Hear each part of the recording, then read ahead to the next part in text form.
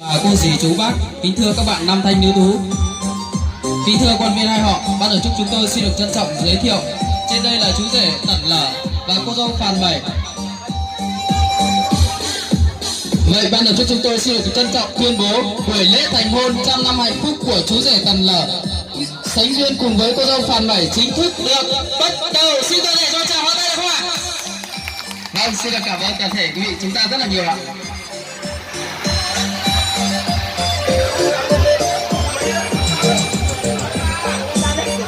Vâng, đến với ngày vui của hai bạn, hôm nay ban tổ chức chúng tôi xin trân trọng giới thiệu về phía bên gia đình nhà gái đến từ mảnh đất A Lù, Bát Sát, Lào Cai thân yêu của chúng ta có ông Tẩn Láo Phà là đại diện cho trưởng đoàn gia đình nhà gái. Đề nghị ông đứng lên ra mắt toàn thể luôn ạ. Đề nghị chúng ta nhiệt nhiệt chào mừng ạ.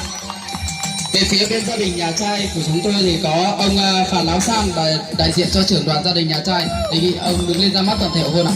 Vâng, bên cạnh đó thì không thể không giới thiệu với sự hiện diện đông đủ của toàn thể các cụ bà, cô dì chú bác cùng các bạn nam thanh nữ tú, chúng ta đến từ mọi miền đất của tổ quốc cũng cùng trở về đây để chúc mừng hạnh phúc cho cô dâu chú rể, chính là chú rể Tẩn Lở và cô dâu Phàn Mẩy.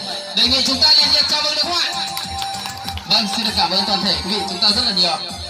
Vâng, đúng là xuân nào mà chẳng có hoa đào, bước lên đây cũng phải kính chào vài câu. Lời đầu tiên thay mặt chủ nhân cánh thiệp hồng cho phép MC Di Lợi xin được gửi lời chào tới toàn thể các miền Anh, miền chị. Cho dù quý vị là trai là gái, dù anh là dân tộc Thái, dân tộc Kinh, những ai đang ở Vinh hay ở Huế, những ai đang làm tài xế, lái taxi, buôn TV, bán hàng hóa, thậm chí những ai trong xã cùng thôn và những ai có mặt tại buổi hôn, xin được cảm ơn chân thành nhất với sự hiện diện đông đủ của toàn thể quý vị và các bạn có mặt trong buổi lễ ngày hôm nay ạ. Vâng. Khoe cười gọi ngày vui tới cũng chính là ngày cưới của đôi ta, vui cho những cánh chim kia bay khắp dải ngân hà, cho đôi bạn trẻ trở về nơi tổ ấm, niềm vui son sắt đợi chờ, tháng năm mong đợi bây giờ là đây. Vâng, đâu có phải mùa xuân hoa mới nở mà hoa mở trong cả bốn mùa xuân hạ thu đông. Tình yêu là đề tài muôn thuở mà không ai biết nó được xuất phát từ khi nào.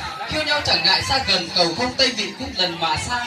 Yêu nhau chẳng quản gian nan mấy sông cúng lội mấy ngàn cúng qua. Yêu nhau chẳng ngại đường xa nắng mưa cúng quyết phong ba cúng liều. Vâng, đấy chính là sức mạnh của tình yêu đôi lứa, là niềm phúc lớn lao nhất trong cuộc đời mỗi con người chúng ta. Vâng, kính thưa toàn thể quý vị các bạn, đến với ngày vui của hai bạn đã gặp nhau tại xóm trúc ven làng, xung quanh chảy hội trăng vàng nét cao. Em ơi lòng anh xuyến sao, gặp em lòng anh càng say, chưa say men rượu đã say men tình, rằng em đây được sinh ra tại mảnh đất A Lù yên bình. Vâng, rền sáng quen đó nơi chúng mình yêu nhau, khi tựa gối, khi cúi đầu, khi xem hoa nở, khi chờ trăng lên. Và rồi hôm nay anh mới hỏi nàng che kia đã đủ lá đan sàng được chưa. Ngại ngùng nhưng em cũng cứ thưa biết nói sao cho đẹp cho vừa lòng nhau. Để anh về anh lấy cuồng cau mang sang thêm với dàn trầu nhà em. Vâng, trước những lời nói của chú rể Tẩn Lở chúng ta đã làm cho cô dâu Phàn Mẩy chúng ta bối rối, không biết nói gì hơn mà chỉ biết ven vén tà áo trong tay, chân đi giấm nát đám cỏ may ven đường, môi son má thắm vắt thường. Nhìn anh em đã thấy thương anh rồi, mà thất tình thơ nghĩa anh ơi, em đây đã hiểu được những lời của anh. Đợi ngày gió mát trăng thanh, đợi ngày 19 táo xanh em chờ. Vâng, tình yêu của hai bạn thì không thể nói hết bằng thơ, có công năm đời tháng chờ là đây. Về với đám cưới hôm nay có cơ quan đoàn thể quây quần tại gia, có thuốc thơm trà ngọt điểm thêm hoa, chúc mai đây năm một nhà không phai. Vậy thì mừng cho chúc đã gặp mai, mừng cho gái đã cùng trai một nhà, vui lòng mẹ, thoải cha, vui chị, vui ta vui mình. Vâng, một lần nữa xin được thay mặt cho những người làm chương trình, xin được cảm ơn chân thành nhất với sự hiện diện đông đủ của toàn thể quý vị và các bạn có mặt trong buổi lễ ngày hôm nay ạ.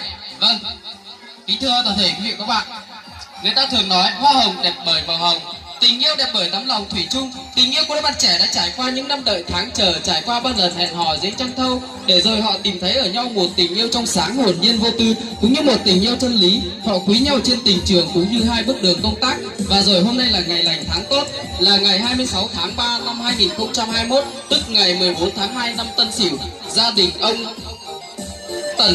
Tần Chín Sỉu và bà Tần Sừ Mẩy đã long trọng tổ chức buổi lễ thành hôn cho các con của mình tại thôn Nậm Giàng, xã Rền Sáng, huyện Bát Sát, tỉnh Lào Cai. Vâng, đôi bạn trẻ của chúng ta đã quyết định đưa con thuyền tình yêu của mình cập bến bờ hạnh phúc lứa đôi. Vâng, kính thưa toàn thể quý vị và các bạn, thưa toàn thể hôn thân mến, nói về mảnh đất Bát Sát quả thực nơi rất là giàu tình mến khách luôn ạ. Vâng, và con trai con gái không đâu đẹp bằng. Còn ai thắc mắc hay chăng thì hãy nhìn chú rể anh Tẩn Lở đây ạ. Anh ấy trông rất là đẹp trai luôn ạ, mà cao to phong độ thì chẳng ai bằng luôn ạ. Và cô dâu thì xinh đẹp tuyệt trần, dịu dàng dễ mến, lại có phần nét ma. Chị được ví như chị Hằng Nga đến cả Thuyên Bồng Nguyên Soái cũng phải khóc hoa vì yêu. Và chú rể trông giống Xí Điều, cô dâu trông giống Thúy Kiều ngày xưa. Hai người ánh mắt đông đưa, nhìn nhau say đắm mà lại xưa tình nồng. Vâng, chú rể chúng ta được sinh ra tại mảnh đất Rền Sáng Bát Sát Lào Cai. Cô dâu chúng ta được sinh ra tại mảnh đất A Lù Bát Sát Lào Cai. Quả thực đúng là trai rể sáng gái A Lù, quả thực đúng là đẹp duyên đôi lứa mặn mà cả hai. Xin toàn thể cho chào vào đây đúng không ạ? Vâng, xin được cảm ơn toàn thể quý vị chúng ta rất là nhiều ạ. Vâng,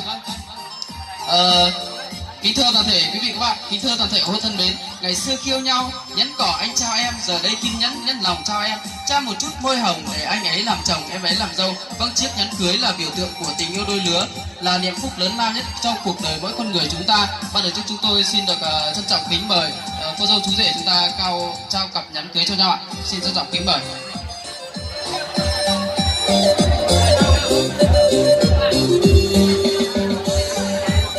Vòng tay cầu hôn tình yêu của em, lung linh trên cao vầng trăng dịu êm, tỏa sáng ngọn núi nơi đây yên lành. Em đeo trên tay chiếc vòng cầu hôn. Xin toàn thể cho chào pháo tay nữa được không ạ? Vâng, xin được cảm ơn toàn thể quý vị chúng ta rất là nhiều. Vâng, tiếp theo anh nghi lễ ban tổ chức chúng tôi kính mời trân trọng kính mời cô dâu chú rể chúng ta cùng trở về phía bên phải của khán đài, cùng thắp lên ngọn nến tình yêu, cùng cắt những tầng bánh ngọt ngào để thể hiện sự đồng cao cộng khổ cùng chia ngọt sẻ bùi. Xin trân trọng kính mời. Vâng, bật lửa kìa ạ. Vâng, chú rể ta và cô dâu chúng ta hãy cùng nhau tay trong tay thắp lên ngọn nến tình yêu của mình nhé.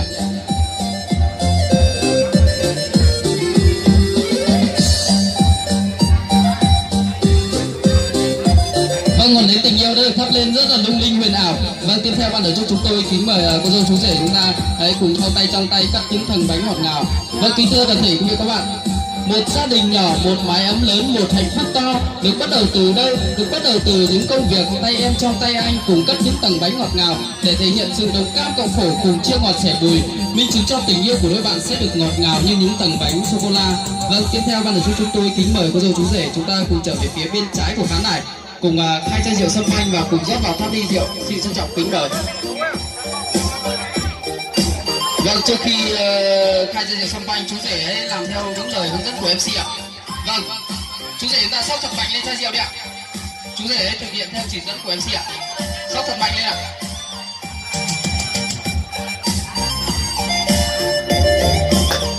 Vâng, chai rượu sâm panh thứ nhất đã được mở ra, chưa kịp sóc lực chai rượu sâm panh thứ nhất đã được mở ra rất là hoành tráng luôn ạ. Vâng, ban tổ chức chúng tôi kính mời cô dâu chú rể làm theo những lời chỉ dẫn của MC ạ.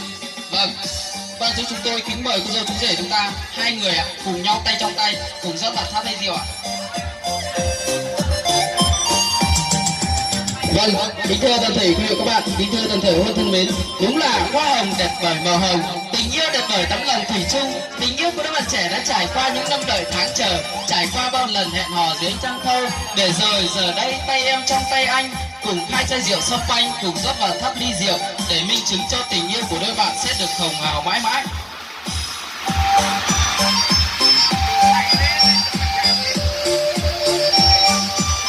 Vâng, tiếp theo ban tổ chức chúng tôi kính mời cô dâu chú rể chúng ta lại tiếp tục khai chai rượu sâm panh thứ hai ạ. Vâng, trước khi khai chai rượu sâm panh thứ hai, chú rể sóc thật mạnh lên ạ. Vâng, chú rể sóc thật mạnh lên chai rượu đã. Vâng, sóc thật mạnh lên ạ. Vâng, sóc thật mạnh lên như chưa bao giờ sóc ạ. Vâng, sóc mạnh nữa lên ạ. Vâng, được rồi, chú rể xoay nắp chai lại một vòng. Quý vị có thấy hoành tráng không ạ? Chai rượu sâm panh thứ hai được mở ra rất là hoành tráng. Vâng, trước khi rót vào tháp ly, cô dâu chú rể chúng ta rót một ít vào phần đôi ly rượu của mình ạ.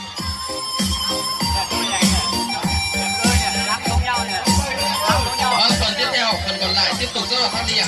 Phần còn lại tiếp tục rót vào tháp ly ạ. Vâng, hai người cùng nhau tay trong tay đi ạ.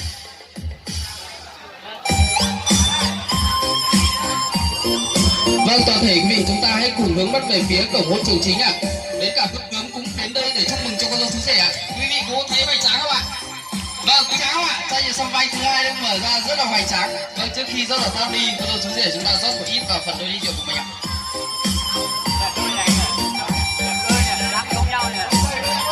Vâng, phần tiếp theo, phần còn lại tiếp tục rót vào tháp ly ạ. Phần còn lại tiếp tục rót vào tháp ly ạ. Vâng, hai người cùng nhau tay trong tay đi ạ.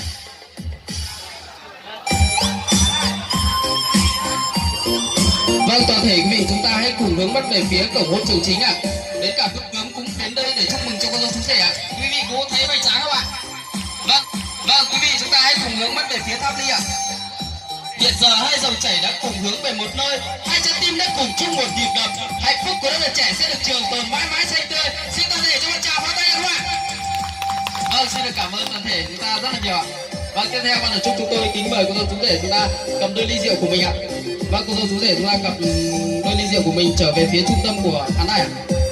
Vâng, ban tổ chức chúng tôi kính mời các vị khách quý chúng ta hãy cùng nâng những chén rượu hồng để cùng chúc mừng hạnh phúc cho cô dâu chú rể trong buổi lễ ngày hôm nay. Xin trân trọng kính mời. Vâng, ban tổ chức chúng tôi kính mời cô dâu chú rể ra cùng quay mặt về nhau ạ và cùng đan tay vào nhau ạ. Ban tổ chức chúng tôi đếm từ 1 đến 3, cô dâu chú rể chúng ta bắt đầu uống đôi ly rượu giao môi ạ. 1, 2, 3, bắt đầu ạ. Vâng, đúng là rượu hồng kết nghĩa phu thê, tình trao duyên thắm ta về với nhau, cùng chung bước đến mai sau, thủy chung chung thủy sắc màu tình yêu. Vâng, ban tổ chức chúng tôi kính chúc cho cô dâu chú rể chúng ta hạnh phúc trăm năm viên mãn. Vâng, kính thưa toàn thể quý vị các bạn, kính thưa toàn thể cô thân mến. Ca dao có câu, con người có tổ có tông, như cây có cội, như sông có nguồn. Cây có cội mới nở cành xanh lá, sông có nguồn mới bể đậm nước sông sâu. Tình yêu của đôi bạn trẻ có được như ngày hôm nay chính là nhờ công ơn sinh thành lớn lao của cha mẹ hai bên gia đình đây mới có được ạ. Vậy ban tổ chức chúng tôi xin được trân trọng kính mời ông Tần Láo Bà là đại diện cho trưởng đoàn gia đình nhà gái chúng ta đến từ đã không quản đường xá xa xôi, đến từ mảnh đất A Lù bát sát thân yêu, chúng ta cũng chùn trở về đây để chúc mừng hạnh phúc cho cô dâu chú rể. Xin trân trọng kính mời ông lên phát biểu đôi lời.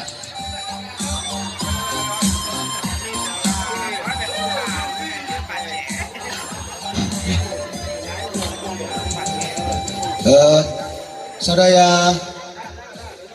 tôi được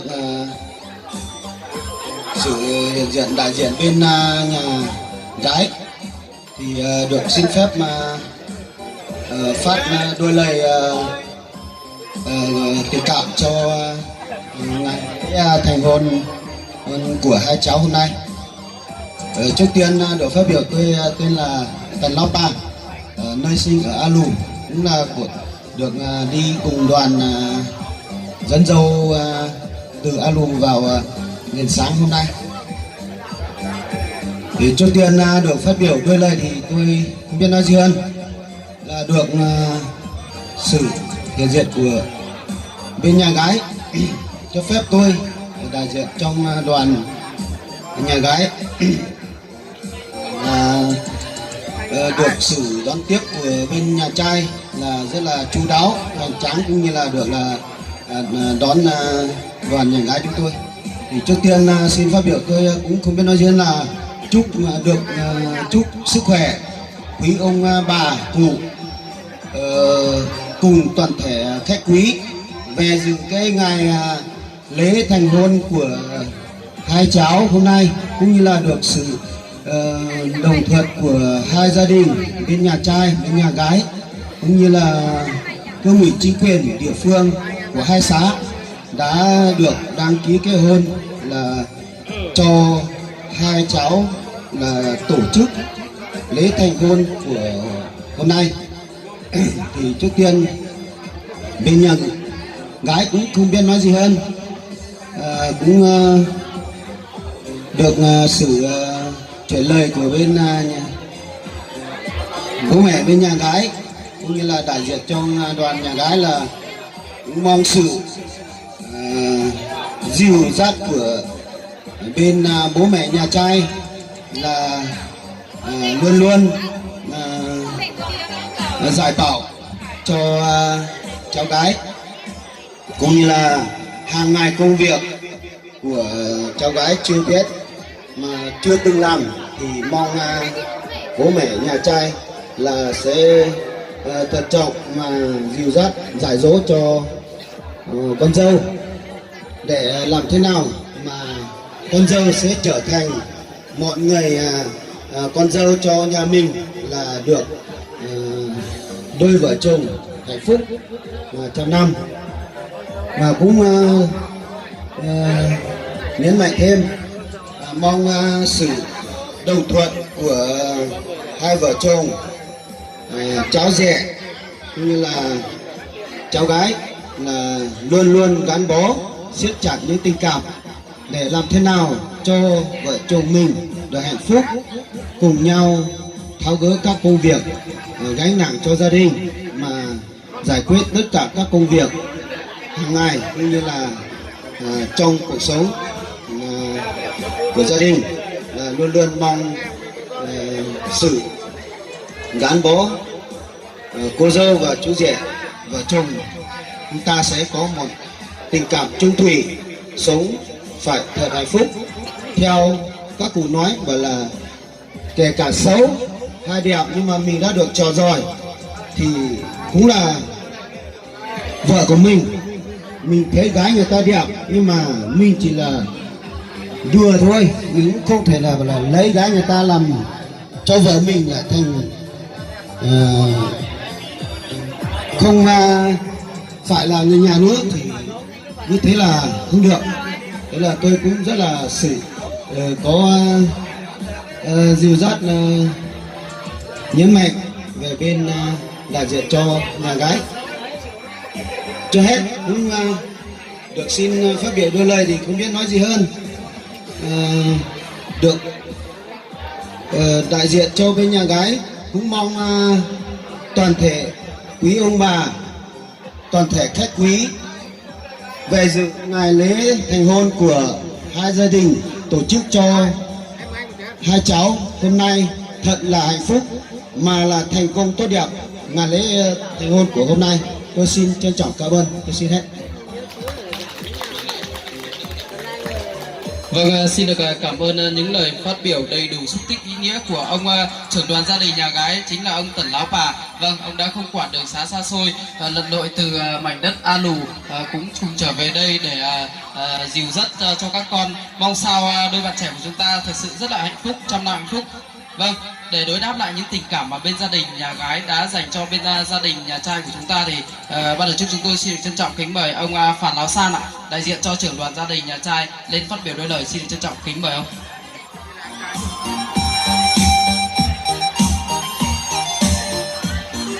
Kính thưa các cụ ông cụ bà, kính thưa các cô dì chú bác anh chị em, kính thưa toàn thể buổi hôn. Qua tìm hiểu của hai em, được sự nhất trí của hai bên gia đình, được hai bên chính quyền địa phương công nhận, hôm nay hai bên gia đình chúng tôi thống nhất tổ chức làm lễ thành hôn cho hai em. Chúc hai em mạnh khỏe, hạnh phúc, xứng đáng là dâu hiền rể thảo của hai bên gia đình. Còn phía gia đình, hai bên gia đình chúng tôi sẽ đắp đống trùng cây chung, mong cho cây đâm hoa kết trái, đấy là điều mong muốn nhất. Còn tôi xin thay mặt to đạo họ nhà trai chúng tôi cảm ơn đoàn nhà gái đã đến dự lễ thành hôn của hai em, tình cảm nồng nhiệt và đã hết sức đã dành những tình cảm yêu ái nhất cho họ nhà trai chúng tôi. Tôi xin chân thành cảm ơn. Xin hết ạ. Vâng, xin được cảm ơn những lời phát biểu rất là rõ ràng, ngắn gọn, xúc tích, đầy đủ ý nghĩa của ông Phàn Láo San, đại diện cho trưởng đoàn gia đình nhà trai chúng ta. Vâng, và được chúng tôi kính mời hai ông trưởng đoàn chúng ta cùng bắt tay nhau một cái để thể hiện kết nối tình thông gia từ đây về sau bền vững mãi mãi. Xin được trân trọng kính mời ông. Vâng, xin được trân trọng kính mời hai ông chúng ta trở về chỗ ạ. Vâng, kính thưa toàn thể quý vị và các bạn, kính thưa toàn thể hôn thân mến. Ngay từ giây phút này, cô dâu chú rể chúng ta sẽ chính thức chung ông chung bà, chung cha chung mẹ, ban ngày chung việc, công trường, tối về ăn nằm, chung giường, chung gối, chung chăn. Vâng, gối đệm gối may không bằng gối tay của chồng. Vậy ban tổ chức chúng tôi có một vài câu hỏi vui dành cho cô dâu chú rể này ạ. Vâng, ban tổ chức chúng tôi có một vài câu hỏi vui dành cho cô dâu chú rể ạ. Vâng, chú rể ạ, người ta thường nói ạ, gối đệm gối may không bằng gối tay của chồng. Chú rể có đồng ý cho cô dâu gối lên cánh tay của mình không ạ? Có. Vâng, chú rể chúng ta khẳng định to lên ạ. Có. Vâng, chú rể chúng ta đã khẳng định là có ạ. Vậy ban tổ chức chúng tôi có một vài câu hỏi vui này. Vâng, vậy một tay chú rể cho cô dâu gối, đúng không ạ? Thế còn một tay nữa chú rể sẽ đặt đâu ạ? Toàn thể quý vị chúng ta có biết không ạ? Vâng, xin được có một vài câu hỏi vui để dành cho chú rể ạ. Vâng, một tay chú rể cho cô dâu gối, thế còn một tay nữa chú rể sẽ đặt đâu? Đặt ở eo. À vâng, chú rể đã khẳng định là đặt ở đeo, đặt ở đâu đấy là việc của chú rể. Vâng, hôm nay là ngày vui của hai bạn. MC luôn tạo ra một cái sân khấu để dành cho những tiếng cười của các vị khách quý, cũng như thay những lời mừng nhất để gửi tới cho chú rể Tần Lở cũng như cô dâu Phản Bảy. Vâng, kính thưa toàn thể quý vị và các bạn, kính thưa toàn thể hôn thân mến. Hiện giờ kim nhẫn đã trao rồi, còn chút môi hồng nữa chưa trao thôi ạ. Vâng, chắc hẳn ngày xưa có lẽ yêu nhau đôi bạn trẻ của chúng ta đã trao những nụ hôn ngọt ngào cho nhau rồi, nhưng trao ở đâu hay trao như thế nào thì chúng ta chưa biết, đúng không ạ? Vậy bây giờ toàn thể hôn chúng ta có muốn biết cô dâu chú rể chúng ta trao nụ hôn ngọt ngào cho nhau như thế nào không ạ? Vâng, anh Phan Lở rất là muốn biết luôn ạ. Vâng, vậy ban tổ chức chúng tôi sẽ để toàn thể quý vị chúng ta chiêm ngưỡng nụ hôn ngọt ngào của cô dâu như thế nào. Vâng, ban tổ chức chúng tôi lại có một vài câu hỏi vui nữa dành cho cô dâu chú rể. Vâng, ngày xưa các bạn yêu nhau, hai bạn đã từng trao nụ hôn ngọt ngào cho nhau chưa ạ? Dạ rồi ạ. Chú rể chúng ta khẳng định là rồi ạ. Vâng, có đúng không ạ cô dâu? Dạ có ạ. Vâng, cô dâu chúng ta khẳng định là đúng ạ. Vậy ngày xưa đôi bạn yêu nhau, ai là người chủ động trao nụ hôn cho trước ạ? Cái này em không nhớ được. Vâng, chú rể cố nhớ đi ạ. Hôm nay là ngày vui của hai bạn. Cô dâu chú rể chúng ta hãy mạnh dạn tự nhiên lên. Các cụ công, các bà, các vị khách quý không ai dám bất lỗi hai người đâu ạ. Vâng, ai là người chủ động trao cho trước ạ? Dạ, em ạ. Vâng, chú rể ra khẳng định là em ạ. Có đúng không ạ cô dâu? Có. Vâng, MC chúng tôi làm việc rất là chắc chắn luôn, phải xác nhận được sự đồng ý của cô dâu thì MC chúng tôi mới khẳng định là đúng ạ. Vâng, vậy hôm nay tôi sẽ dành phần lại công bằng cho chú rể đi ạ. Hôm nay cô dâu sẽ là người chủ động trao cho trước ạ. Chú rể chúng ta chỉ là người đón tiếp nụ hôn ngọt ngào của cô dâu thôi ạ. Vâng, trước tiên hôm nay cô dâu MC sẽ trao cho cô dâu 3 sự lựa chọn, không biết là cô dâu chúng ta lựa chọn phương án nào đây. Vâng, sự lựa chọn thứ nhất, cô dâu hôn vào tay của chú rể sẽ sinh 5 trai và một gái. Sự lựa chọn thứ hai, hôn vào má của chú rể sẽ sinh 5 gái và một trai. Sự lựa chọn thứ ba chính là hôn vào môi của chú rể sẽ sinh 1 trai và một gái rất là đáng yêu. Không biết cô dâu phần 7 chúng ta lựa chọn phương án nào đây? Vâng, xin được hỏi cô dâu phần 7, hôm nay là ngày vui của hai bạn cứ mạnh dạn lên ạ. Vâng, hôm nay là ngày vui của hai bạn, tôi đã dành phần lại công bằng cho chú rể ạ. Hôm nay ưu tiên cho cô dâu là người được lựa chọn đấy ạ. Vâng, cô dâu mạnh dạn lên ạ, toàn thể quý vị chúng ta cho một tràng pháo tay được không ạ? Vâng, xin được cảm ơn toàn thể. Vâng, cô dâu chúng ta là khẳng định là hôn vào môi chính là lựa chọn phương án 3. Vậy ban tổ chức chúng tôi đếm từ 1 đến 3, cô dâu chú rể chúng ta bắt đầu thực hiện phương án 3. Vâng, trước khi cô dâu chúng ta thực hiện phương án 3, các em nhỏ phía dưới chúng ta dưới 15 tuổi chúng ta nhắm mắt lại đã. Vâng, cùng nhắm mắt lại đã. Vâng, ban tổ chức chúng tôi kính mời cô dâu chú rể cùng quay mặt về nhau. Vâng, ban tổ chức chúng tôi đếm từ 1 đến 3, cô dâu chúng ta bắt đầu thực hiện phương án 3. Toàn thể chúng ta cho một tràng pháo tay lên được không ạ? Vâng, xin được cảm ơn ạ. Ban tổ chức chúng tôi xin đếm từ 1 đến 3. 1, 2, 3, bắt đầu. Đấy bạn.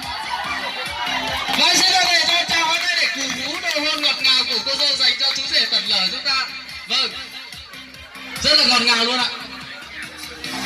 Vâng, kính thưa toàn thể quý vị các bạn, kính thưa toàn thể ô thân mến, ngay từ giây phút này cô dâu chú rể chúng ta sẽ chính thức chung ông chung bà chung cha chung mẹ. Vâng, cuối cùng ban tổ chức chúng tôi kính chúc cho cô dâu chú rể Tần Lở và cô dâu phần 7 chúng ta trăm năm hạnh phúc, sớm có cháu nội cháu ngoại, chúc cho hai bên gia đình chúng ta kết nối tình thông gia bền vững mãi mãi từ đây về sau. Vâng, chúc cho đôi bạn trẻ của chúng ta sớm có cháu nội cháu ngoại, sớm có quý tử giống như lựa chọn phương án 3 của cô dâu đã lựa chọn ạ.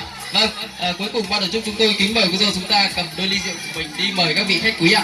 Xin được cảm ơn ạ.